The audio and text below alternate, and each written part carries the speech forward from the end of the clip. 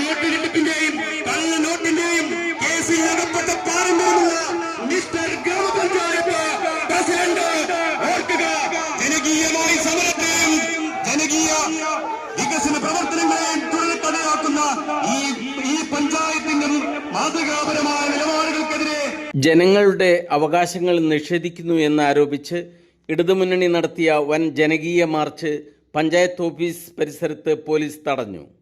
Bus stand പരിസരത്ത് നിന്ന് ആരംഭിച്ച ഇടതുമുന്നണിയുടെ നൂറുകണക്കിന് പ്രവർത്തകർ അണിനിരന്ന പ്രകടനം പഞ്ചായത്ത് ഓഫീസിന് മുന്നിൽ വെച്ചാണ് കരുവാരകുണ്ട് പോലീസ് തടഞ്ഞത്.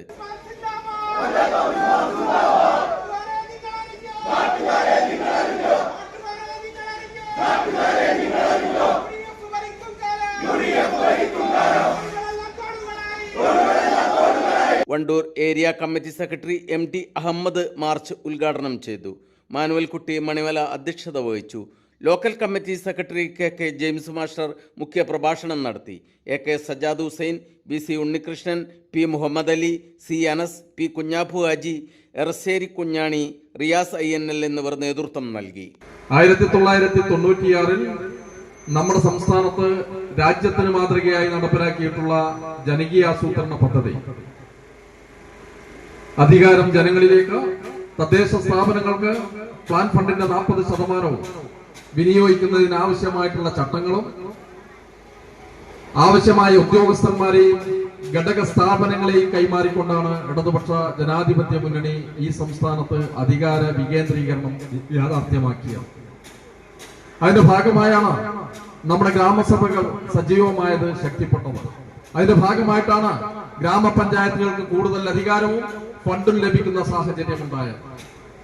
ഐക്യ ജനാധിപത്യ മുന്നണി നമ്മുടെ സംസ്ഥാനത്ത് അധികാരത്തിൽ വരുന്ന ഘട്ടങ്ങളിലെല്ലാം ഒരു വേള ജനകീയാസൂത്രണത്തെ കേരള വികസന പദ്ധതി എന്നുള്ള രീതിയിലേക്ക് ജനകീയാസൂത്രണത്തിന്റെ അലകും ജനകീയാസൂത്രണം തുടർന്ന് നടപ്പിലാക്കുന്നതിനും തദ്ദേശ സ്ഥാപനങ്ങളിൽ നിന്ന് UDF ഗവൺമെന്റ് കവർന്നെടുത്ത അധികാരങ്ങൾ തിരികെ നൽകുന്നതിനും വേണ്ടി തയ്യാറായിട്ടുള്ളത്.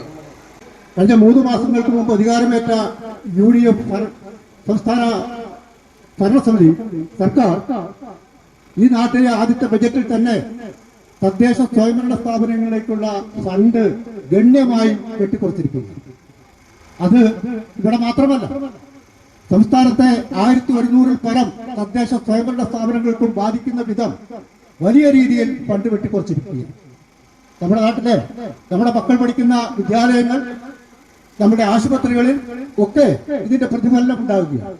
നാടിന്റെ വികസന പ്രവർത്തനങ്ങൾക്ക് ഉൾപ്പെടെ ഇത്തരത്തിൽ ഫണ്ട് വെട്ടിക്കുറച്ചതിന്റെ ഭാഗമായി നമ്മുടെ കരുവാരകുണ്ട് പഞ്ചായത്തിൽ ഉൾപ്പെടെ 2 കോടിയിലധികം രൂപയുടെ കുറവാണ് ബജറ്റ് വിഹിതത്തിൽ വന്നിട്ടുള്ളത്. ആ രീതിയിൽ സംസ്ഥാനത്താകെ ഇത്തരത്തിലുള്ള പ്രതിഷേധങ്ങൾ നടക്കുക. ഇപ്പൊ ഈ 9 മാസം കൊണ്ട് തന്നെ എത്രയോ കാര്യങ്ങളിൽ അവർ അഴിമതി നടത്തുന്നതിന് വേണ്ടിയുള്ള പദ്ധതികൾ കൊണ്ടുവരികയാണ്. ഏറ്റവും അവസാനം ഇപ്പൊ ഇവിടെ കേര കർഷകർക്ക് വേണ്ടി കഴിഞ്ഞ LDF സർക്കാർ അനുവദിച്ച കേരഗ്രാമം പദ്ധതിയുടെ ഭാഗമായി 25 ലക്ഷം രൂപ അത്തരത്തിലുള്ള കേര കർഷകർ ആ സംവിധാനത്തിന്റെ ഭാഗമായിട്ടുള്ള കർഷകർക്ക് കൊടുക്കുന്നതിന് വേണ്ടി വളവും മറ്റു സാധനങ്ങളും ഒക്കെ കൊടുക്കുന്നതിന് വേണ്ടിയുള്ള പദ്ധതികൾ വലിയ രീതിയിലുള്ള തട്ടിപ്പാണ് നടത്തിയിട്ടുള്ളത്. തീവെട്ടിക്കൊള്ളയാണ് നടത്തിയിട്ടുള്ളത്. 31 കിലോ തൂക്കം വരുന്ന ജൈവവളം തൂക്കുമ്പോൾ 28 കിലോയാണ്. അതേപോലെ അതിന്റെ വില അതിനപ്പുറമാണ്. സാധാരണ ഒരു കടയിൽ പോയി നമ്മൾ 1 കിലോ വളം വാങ്ങിയാൽ കൊടുക്കുന്നതിനേക്കാൾ വലിയ തുകയാണ് ഇവിടെ ഈ ബൾക്കായി പർച്ചേസ് ചെയ്തിട്ടുള്ള വളത്തിന്റെ വില. വലിയ കമ്മീഷൻ വാങ്ങിക്കൊണ്ടാണ് ആ പദ്ധതി നടപ്പിലാക്കിയിട്ടുള്ളത്. അതേപോലെ പഞ്ചായത്ത് ഭരണസമിതി ഇപ്പോൾ നടപ്പിലാക്കുന്ന ഓരോ പദ്ധതിയും അത്തരത്തിൽ കൊള്ള നടത്താൻ വേണ്ടിയുള്ളതാണ് എന്നുള്ളത് ഇവിടുത്തെ ജനങ്ങൾക്കാകെ അറിയും. അത് അവരോട് പറഞ്ഞുകൊണ്ട് ഇതിനെ അറുതി വരുത്തുന്നതിന് വേണ്ടിയുള്ള ഒരു പോരാട്ടത്തിന്റെ തുടക്കമാണ് ഈ സമരം. ഈ ലൈഫ് ഭവന പദ്ധതി ഈ സർക്കാർ നിർത്തലാക്കിയിരിക്കുകയാണ്. അതിനുവേണ്ടിയുള്ള ഫണ്ട് അങ്ങേയറ്റം വെട്ടിക്കുറച്ചിരിക്കുകയാണ്. അതോടൊപ്പം മറ്റു ചില കാര്യങ്ങൾ കൂടി ഈ സമരവുമായി ബന്ധപ്പെട്ട് പറയാനുണ്ട്.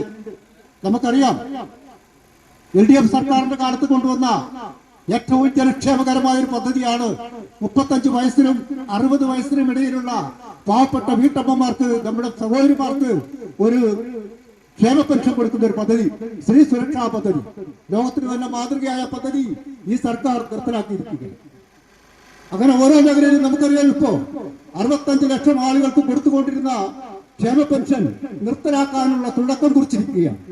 നമ്മുടെ സ്കൂളിൽ പഠിക്കുന്ന കുട്ടികൾ ഇന്ന് അവിടെ കഴിയുന്നത് നമ്മുടെ പഞ്ചായത്തിൽ നിന്ന് ആകെ ശേഖരിക്കുന്ന മാലിന്യ കൂമ്പാരങ്ങളുടെ ഇടയിലാണ്. അവരെ അവിടുന്ന് മാറ്റുന്നതിന് വേണ്ടിയാണ് കഴിഞ്ഞ LDF പഞ്ചായത്ത് ഭരണസമിതി അത്തരം ഒരു തീരുമാനമെടുത്തുകൊണ്ട് ആ ഒരു പ്രവർത്തനത്തിന് തുടക്കം കുറിച്ചുകൊണ്ട് പോയത്. പക്ഷെ ഇപ്പൊ അവർക്ക് ഭിന്നശേഷിക്കാരൊന്നും അല്ല വേണ്ടത്. UDF-നോടൊപ്പം നിൽക്കുന്ന വലിയ മുതലാളിമാർക്ക് അവരുടെ സ്ഥലത്തിന് മൂല്യം കിട്ടുന്നതിന് വേണ്ടി അവിടെ നിർമ്മാണ പ്രവർത്തികൾ സർക്കാർ ചെലവിൽ നടത്തി കൊടുക്കാൻ വേണ്ടിയുള്ള ശ്രമമാണ് നടക്കുന്നത്. ഇത് നമുക്ക് അനുവദിച്ചുകൂടാ. അപ്പൊ അത്തരത്തിലുള്ള തീവട്ടി കൊള്ളകൾ അനവധിയാണ് ഈ പഞ്ചായത്തിൽ ഈ 9 മാസത്തിനിടയിൽ ഇവർ നടത്താൻ വേണ്ടി ശ്രമിക്കുന്നത്. ഇതിനെതിരെ ശക്തമായ സമരങ്ങൾ ഉയർന്നു വരേണ്ടതുണ്ട്. ഈ സമരം അതിന്റെ ഒരു തുടക്കമാണ്. വന്നപ്പോൾ തന്നെ ആദ്യമായി ചെയ്തത് പഞ്ചായത്തിനുള്ള വിഹിതം വെട്ടിക്കുറയ്ക്കുക എന്നതാണ്. അടിത്തട്ടിൽ നിന്ന് വികസനം കൊണ്ടുവരുന്നതിന് വേണ്ടിയാണ് നമ്മൾ ഈ സംവിധാനം ഉപയോഗിച്ചുകൊണ്ടിരുന്നത്.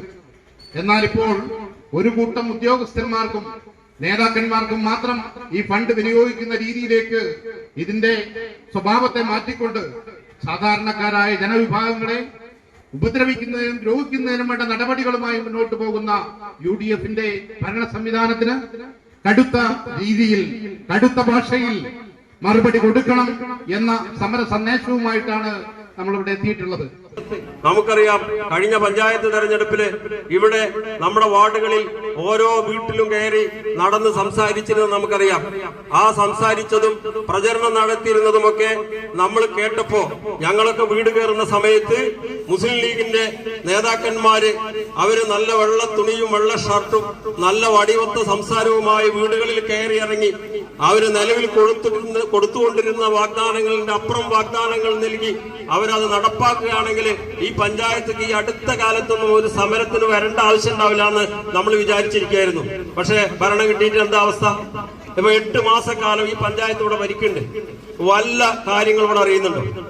ഇവിടെ എന്തെങ്കിലും ഭരണം നടക്കുന്നുണ്ടോ? പഞ്ചായത്ത് മെമ്പർമാർ തന്നെ ബോർഡ് കൂടുന്ന സമയത്ത് കാണുക എന്നല്ലാതെ വല്ല കാര്യങ്ങളും നടക്കുന്നുണ്ടോ?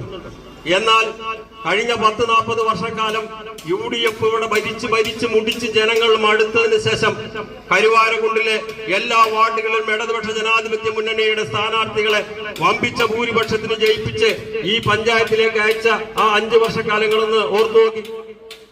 ഏതെങ്കിലും ഒരു മെമ്പർ രാവും പകലുമായിരുന്നു ഓരോ മെമ്പർമാരും പണിയെടുത്തിരുന്നത്.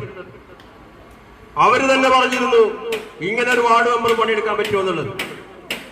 ജനങ്ങൾക്ക് വേണ്ടിയിട്ടായിരുന്നു പ്രവർത്തിച്ചിരുന്നത്. മഹാമാരികള് പലതും കടന്നുപോയി. കരുവാരക്കുണ്ടിൽ കോവിഡ് വന്നു, പ്രളയം വന്നു. ഈ സമയത്ത് രാവും പകലും പഞ്ചായത്ത് ഓഫീസ് തുറന്നിട്ടിരിക്കുകയായിരുന്നു. അതേപോലെ തന്നെ ഗവൺമെന്റ് ആശുപത്രികൾ തുറന്നിട്ടിരിക്കുകയായിരുന്നു. അതേപോലെ തന്നെ സ്കൂളുകൾ തുറന്നിട്ടിരിക്കുകയായിരുന്നു. വില്ലേജ് ഓഫീസുകൾ സകല ജാഗ്രതയുമായി മുന്നോട്ട് പോയിക്കൊണ്ടിരിക്കുകയായിരുന്നു. ഇപ്പൊ എന്താ അവസ്ഥ? ഇപ്പൊ ഇവിടെ വരുന്ന ആളുകള് ഇവിടെ ഏതെങ്കിലും ഒരു പദ്ധതി ആസൂത്രണം ചെയ്യുന്നുണ്ടോ? കോമിക്കും പറഞ്ഞ് നടക്കില്ല.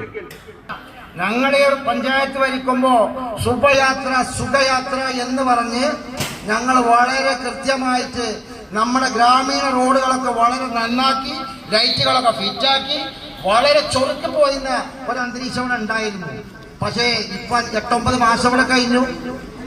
റോഡിന്റെ കാര്യം മേലെ തിരക്കം തന്നെ പറഞ്ഞ മഴയാണ്, കുണ്ടുണ്ടാവും കുയ്യുണ്ടാവും.